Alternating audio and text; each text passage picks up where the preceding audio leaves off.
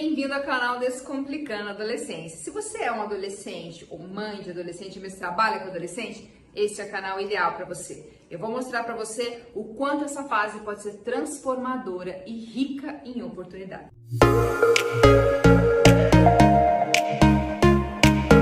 E às vezes a gente fica forçando padrões e sofrendo por padrões de educação, de disciplina não estarem dando certo, sendo que existem outros meios de fazê-los que darão o resultado que a gente quer e de uma maneira mais assertiva. A gente fica forçando certas atitudes porque a gente viveu assim, ou porque aprendeu assim, porque naquela época era assim.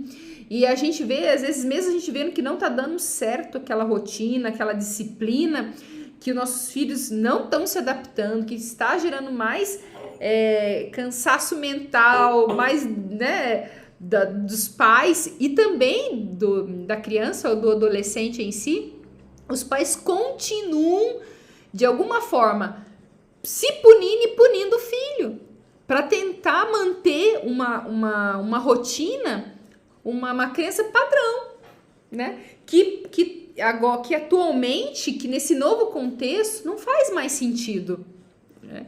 E demora muito para cair a ficha, né? Quanto a gente sofre, os filhos sofrem por, às vezes, um resultado final que não vai se ter mais com esse comportamento que se tinha, né? Antigamente, né? Ou por medo de que o filho não tenha um padrão que ele deseja ou que ele acredite ser, né? E as mães, isso é muito pesado para nós mães, né?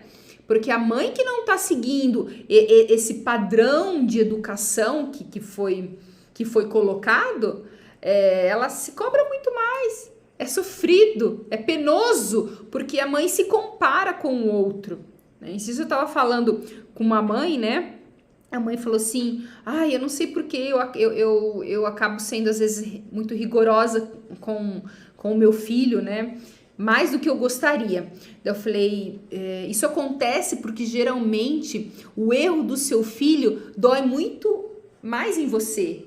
Porque você vê o erro do seu filho como se fosse seu, né? Então, quando um filho erra, geralmente a mãe se culpa pelo erro, né? E se vê no erro. O quanto a gente diz, eu gostaria que meu filho fosse assim. Daí quando você questiona, por que você quer que seu filho seja assim?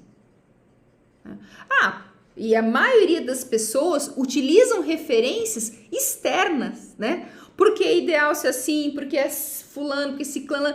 É difícil os pais que consigam conceituar o que realmente eles querem, né? O que realmente eles acreditam ser o melhor para o filho, né? É sempre usando uma referência externa. E a gente esquece que referências externas são baseadas em padrões e crenças daquela pessoa, daquele indivíduo, né? O meio que aquele indivíduo cresceu influencia diretamente nas suas crenças e nos seus valores. E isso é nítido até de região para região, né? Eu moro na Bahia, né? Eu sou paulista, mas moro na Bahia há muito tempo. E se a gente for reparar as culturas de um lugar para o outro, é muito diferente, né? E o que aqui pode ser normal, pode ser acolhedor, né? Em outra região pode ser desrespeitoso ou pode ser ofensivo, né? Então, oscila muito de uma região para outra. E o quanto nós, pais, educadores, profissionais, estamos abertos para olhar isso, né? Para enxergar as diferenças e não focar apenas no que é certo ou errado, baseado numa crença, num valor. E sim olhar para a diferença no sentido... o que esse comportamento, essa atitude desse adolescente está querendo me dizer, está querendo expressar? Todo comportamento, ele expressa uma necessidade, né? E as pessoas olham para o comportamento e querem definir bom ou ruim. E o erro está aí, porque o comportamento, ele não comunica bom ou ruim, ele comunica uma necessidade. E qual a necessidade esse comportamento tá querendo nos mostrar, né? Tá sinalizando para nós, né? Se nós estivéssemos focados em se relacionar-se com o outro, com os nossos filhos, a educação fluiria muito melhor, porque as pessoas elas estão mais abertas, elas se conectam com quem se relaciona com ela, né? E não com o educar friamente, né? Não existe conexão. Para ver conexão, você precisa se relacionar com o outro, né? Você precisa estar aberto para essa interação aí com o outro.